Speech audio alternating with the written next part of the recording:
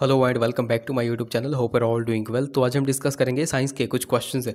ये क्वेश्चंस देखो आपके प्रीवियस एग्जाम्स में ही पूछे गए हैं, सो नो डाउट आपके आने वाले एग्जाम्स के लिए बेनिफिशियल साबित होने वाले हैं।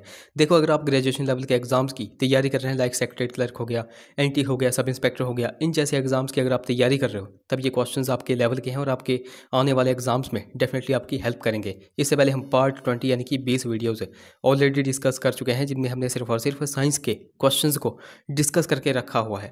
तो अगर आपने वो वाली वीडियोस अभी तक नहीं देखी है तो इस वीडियो के डिस्क्रिप्शन में जाए, वहाँ पर साइंस क्वेश्चंस करके लिंक दिया गया होगा, उस लिंक पर क्लिक करके आप उन वीडियोस को देख सकते हैं। बाकी आज हम पार्ट नंबर 21 को डिस्कस करेंगे और इन क्वेश्चंस को हम बिल्कुल डिटेल में डिस्कस करेंगे। बाकी अभी तक अगर आपने हमारे चैनल को सब्सक्राइब नहीं किया है तो चैनल को सब्सक्राइब कर दें, साथ में बेल आइकन को जरूर प्रेस करें, साथ में इस वीडियो को लाइक जरूर कर दें। सो क्वेश्चन नंबर 7 की अगर बात की जाए, लंग्स आर सिचुएटेड इन, तो फेफड़े स्थित होते हैं तो कहाँ पर होते हैं? तो देखो, जब भी बात आएगी लंग्स की यानी कि फेफड़ों की, तो फेफड़े कहाँ पर स्थित होते हैं? तो वो होते हैं थोरेसिक कैविटी में, यानी कि ऑप्शन सी यहाँ पर करेक्ट हो जाएगा। वक्षीय गुहा में यह स्थित होते हैं, ऑप्शन सी यहाँ पर बिल्कुल करेक्ट हो जाएगा। अब यहाँ पर बात की गई है लंग्स की, तो लंग्स का काम क्या होता है वो भी आपको यहाँ पर पता होना चाहिए। तो लंग्स का काम जो है तो ब्लड से कार्बन डाइऑक्साइड को हटा करके उसमें ऑक्सीजन भरने का काम जो है तो लंग्स करता है। यानी कि अगर सिंपल सी फॉर्म में मैं आपको यहाँ पर बताऊँ तो शरीर में ताज़ी हवा को सांस लेने में मदद करना और वेस्ट गैसेज को बाहर निकालने का काम कौन करता है? तो वो करता है लंग्स यानी कि फेफड़े। ये आपको यहाँ पर ध्यान में रखना है। अब देखो, यहाँ पर एक ऑप्शन डी में देख के रखा है एब्डोमिनल कैविटी। तो एब्डोमिनल कैविटी से भी कुछ एक क्वेश्चन बनते हैं, तो वो मैं आपको यहाँ पर बताऊंगा।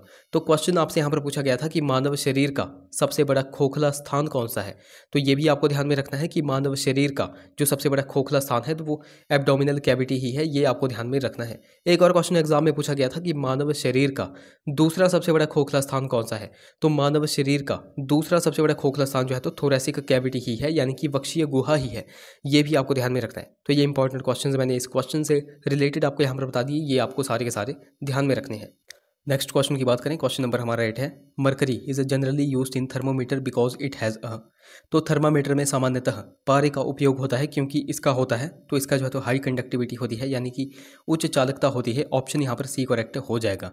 हाई कंडक्टिविटी भी आप यहाँ पर कह सकते हैं और आप यहाँ पर जो है तो हाई कोफिशिएंट ऑफ एक्सपेंशन भी कह सकते हैं। यानी कि mercury is generally used in thermometers because it has a high conductivity और हाई कोफिशिएंट ऑफ एक्सपेंशन, ये आप यहाँ पर कह सकते हैं। अब मरकरी की यहाँ पे बात की गई है, तो मरकरी से भी कुछ एक क्वेश्चन बनते हैं, जैसे कि मरकरी को क्या कहा जाता है? तो एक टर्म आपने सुनी होगी, क्विक सिल्वर। तो क्विक सिल्वर किसे कहा जाता है? ये क्वेश्चन हमीरपुर बोर्ड के एग्जाम में बहुत बार पूछा गया है, तो ये आपको ध्यान में रखना है। क्विक सिल्वर कहा जाता है मरकरी को, ये आपको यहाँ पर बिल्कुल ध्यान में रखना है। ये क्वेश्चन मोस्ट इंपॉर्टेंट है और बहुत बार एग्जाम में बनता है। अब मरकरी की यहाँ पे बात की गई है, तो मरकरी का फॉर्मूला क्या है, केमिकल फॉर्मूला क्या है जिससे हम इसको डिनोट करते हैं? तो वो है Hg। ये भी आपको यहाँ पर ध्यान में रखना है। तो ये भी इंपॉर्टेंट क्वेश्चंस मैंने आपको यहाँ पर बता दिए, ये भी आपको ध्यान में रखने हैं। नेक्स्ट क्वेश्चन की बात करें, क्वेश्चन नंबर हमारा 9 है, anti freeze is a mixture of. तो प्रतिहिम मिश्रण है, तो यह किसका मिश्रण होता है? तो ये मिश्रण होता है इथाइल अल्कोहल एंड वाटर का। ऑप्शन यहाँ पर डी बिल्कुल करेक्ट हो जाएगा। ये क्वेश्चन देखो एग्जैक्ट इसी तरह पूछा जाता है, तो ये आपको यहाँ पर ध्यान में रखना है।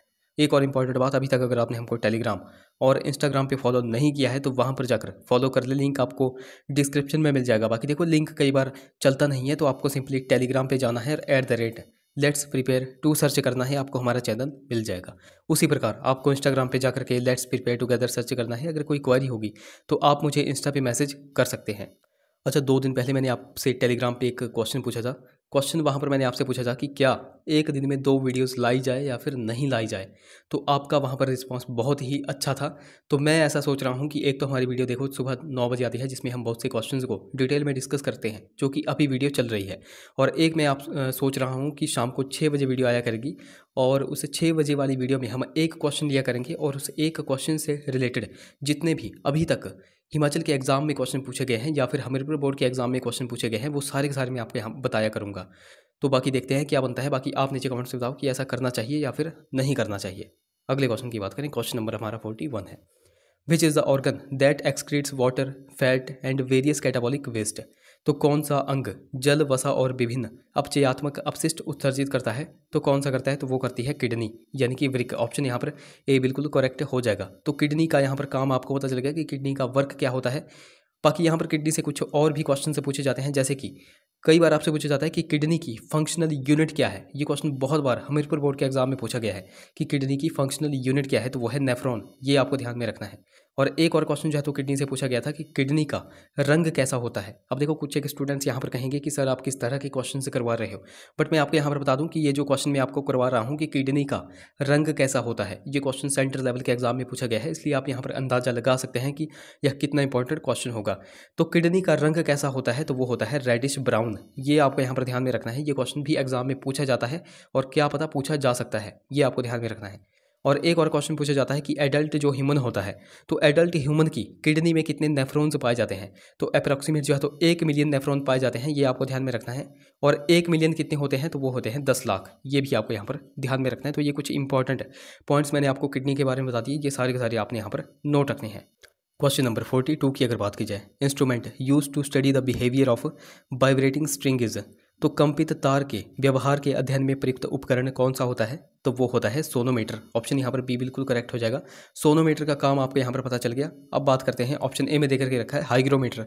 तो हाइग्रोमीटर का काम क्या होता है, तो हाइग्रोमीटर का काम जो है तो ह्यूमिडिटी यानी कि आर्द्रता को मापने का यंत्र होता है हाइग्रोमीटर। अच्छा, यहाँ पर कुछ एक स्टूडेंट्स कंफ्यूज हो जाते हैं। एक तो होता है ह्यूमिडिटी यानी कि आर्द्रता, और एक होता है एटमॉस्फेरिक ह्यूमिडिटी। एटमॉस्फेरिक ह्यूमिडिटी, तो जब भी बात आएगी कि ह्यूमिडिटी को मापने का यंत्र कौन सा होता है, तो वो होता है हाइग्रोमीटर।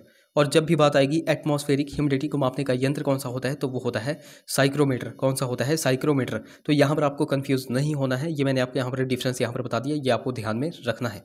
अब ऑप्शन ए भी हमने देख लिया, ऑप्शन बी भी हमने देख लिया। ऑप्शन सी की बात करते हैं, बैरोमीटर। तो बैरोमीटर का यूज़ कहाँ पर किया जाता है, तो बैरोमीटर का यूज़ दाब यानी कि प्रेशर को मापने में किया जाता है। और ऑप्शन डी में देकर के रखा है हाइड्रोमीटर। तो हाइड्रोमीटर का यूज़ कहाँ पर किया जाता है, तो हाइड्रोमीटर का यूज़ डेंसिटी और स्पेसिफिक ग्रेविटी को मापने में किया जाता है। ये भी आपको यहाँ पर ध्यान में रखना है। अब कुछ और भी इंपॉर्टेंट मैं आपको यहाँ पर अगर बताऊँ, जैसे कि फेदोमीटर। फेदोमीटर का यूज़ क्यों किया जाता है, तो फेदोमीटर का यूज़ जो है तो गहराई मापने में किया जाता है, ये भी आपको ध्यान में रखना है। उसके बाद कई बार आपसे पूछा जाता है पायरोमीटर। पायरोमीटर का यूज़ क्यों किया जाता है, तो दूरी पर स्थित किसी वस्तु का अगर तापमान मापना हो तो उसका यूज़ करने के लिए जो है तो पायरोमीटर का यूज़ किया जाता है। ये आपको यहाँ पर ध्यान में रखना है। तो ये इंपॉर्टेंट पॉइंट्स मैंने आपको यहाँ पर बता दिए, ये सारे के सारे आपने यहाँ पर नोट रखने। एक क्वेश्चन मैं आपसे यहाँ पर पूछता हूँ, अल्टीमीटर। तो अल्टीमीटर का यूज़ क्यों किया जाता है, वो आप नीचे कमेंट से बता दो। अगला question, intensity of gravitational field of earth is maximum at. तो पृथ्वी की जो गुरुत्वीय क्षेत्र की तीव्रता अधिकतम होती है, तो वह कहाँ पर होती है, तो ये है हमारी पृथ्वी। और पृथ्वी के सबसे ऊपर होता है नॉर्थ पोल, नॉर्थ पोल, और सबसे साउथ में होता है साउथ पोल। ये आपको ध्यान में रखना है। तो यहाँ पर आपको ध्यान में रखना है कि जो पृथ्वी की जो सबसे ज़्यादा ग्रेविटेशनल पावर होती है, वह इन दोनों पोल्स पर ही स्थित होती है। यानी कि हम कह सकते हैं पोल्स, ध्रुवों पर जो है तो सबसे अधिक जो है तो ग्रेविटेशनल पावर होती है। यही आपसे क्वेश्चन में पूछा गया था। तो इस क्वेश्चन का राइट ऑप्शन क्या हो जाएगा, ऑप्शन यहाँ पर ए करेक्ट हो जाएगा, पोल्स यानी कि ध्रुवों पर। ऑप्शन यहाँ पर ए बिल्कुल करेक्ट हो जाएगा। अब इसी क्वेश्चन से मिलता जुलता एक और क्वेश्चन एग्जाम में पूछा जाता है, वो भी मैं आपको यहाँ पर बता देता हूँ।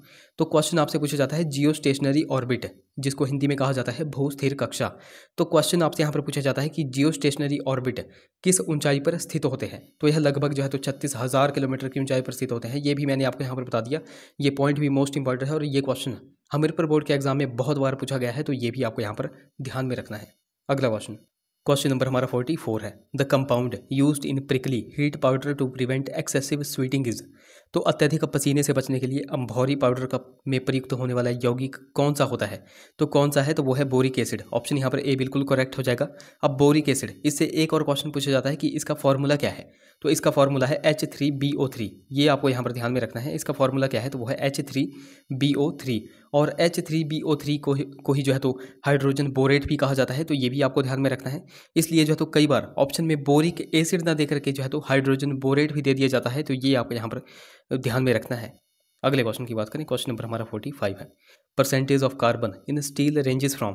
तो इस्पात में कार्बन के प्रतिशत का परास कितना होता है, तो मैं आपको यहाँ पर बता दूं कि percentage of carbon in steel होता है 0.05 से लेकर के 2.1% बाई वेट के बीच में। ये आपको यहाँ पर ध्यान में रखना है। अब यहाँ पर आप अप्रॉक्स आप कह सकते हो कि 0 से लेकर के 2% के बीच में जो है तो होता है। अब 0 से लेकर के 2% के बीच में होता है, तो यहाँ पर आप ऑप्शन से देख सकते हैं। तो इस हिसाब से अगर देखा जाएगा तो ऑप्शन ए यहाँ पर बिल्कुल करेक्ट हो जाएगा, 0.1 से लेकर के 1.5 के बीच में ऑप्शन यहाँ पर ए बिल्कुल करेक्ट हो जाएगा। अब देखो यहाँ पर बात की गई है स्टील की, तो स्टील की यहाँ पे बात की गई है और स्टील से रिलेटेड मैं क्वेश्चन आपको हर बार करवाता था कि पहला जो स्टील प्लांट था वह भारत में कब और किसने स्थापित किया था। तो मैं आपको ये क्वेश्चन बहुत बार करवाता था, तो ये भी मैं आपको यहाँ पर करवा देता हूँ कि जो पहला स्टील प्लांट था जो भारत में कब और किसने स्थापित किया था, तो वो पहला कौन सा था, तो वो था टिस्को यानी कि Tata iron and steel company का। और यह स्थापित किसने किया था, तो ये किया था जमशेद जी टाटा ने और दोराबजी टाटा ने, ये नाम आपको यहाँ पर पता होना चाहिए। और कब इसको स्थापित किया गया था, तो 1907 में इसको एस्टेब्लिश किया गया था।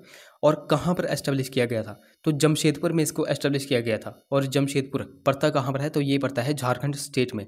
तो ये सारे के सारे इंपॉर्टेंट क्वेश्चंस भी मैंने आपको यहाँ पर बता दिए। स्टील की हमने यहाँ पे बात की। एक और क्वेश्चन मैं आपको बहुत बार करवाता हूँ कॉटन मिल के बारे में, तो आप नीचे कमेंट्स में बताओ कि जो पहली कॉटन टेक्सटाइल मिल थी वह कहाँ, कब और किसने स्थापित की थी, वो आप नीचे कमेंट्स में बता दो। बाकी अगर आपको नहीं भी आता है तो अभी आपने गूगल करना है, गूगल पे सर्च करने के बाद आकर के इस वीडियो में नीचे कमेंट करना है। मैं आपको हर बार बोलता हूँ कमेंट करने से आपका ही फायदा है, जो चीज़ आप कमेंट कर देते हो वो चीज़ आप कभी भूलते नहीं हो, तो मेक श्योर कमेंट ज़रूर करें।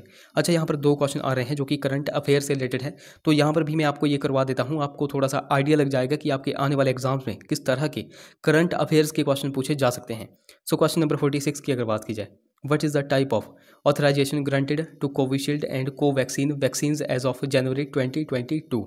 तो जनवरी 2022 को कोविशील्ड और कोवैक्सीन को किस प्रकार के अधिकार का अनुमोदन मिला था, तो वो मिला था कंडीशनल मार्केट ऑथराइजेशन यानी कि सशर्त बाजार अधिकार का। ऑप्शन बी यहाँ पर करेक्ट हो जाएगा। तो यहाँ पर आप देख सकते हैं कि किस तरह के क्वेश्चंस आपके आने वाले एग्जाम्स में पूछे जा सकते हैं। अगले क्वेश्चन की बात करें, which country is the host of the 2022 winter Olympics. तो 2022 का शीतकालीन जो ओलंपिक था उसका मेजबान देश कौन सा था, तो ये अभी फिलहाल ही हुआ है, तो इसका मेजबान देश कौन सा था, तो वो था चाइना। ऑप्शन यहाँ पर बी बिल्कुल करेक्ट हो जाएगा। तो देखो गाइस, ये थे हमारे कुछ क्वेश्चंस। आई होप वो वीडियो आपको इन्फॉर्मेटिव लगी होगी। अगर वीडियो अच्छी लगी है तो जरूर से इसे लाइक करें, शेयर करें, चैनल को सब्सक्राइब करें, साथ में हमें टेलीग्राम और इंस्टाग्राम पे फॉलो करना बिल्कुल ही ना भूलें। तो चलिए मिलते हैं अगली वीडियो में। Till then take care.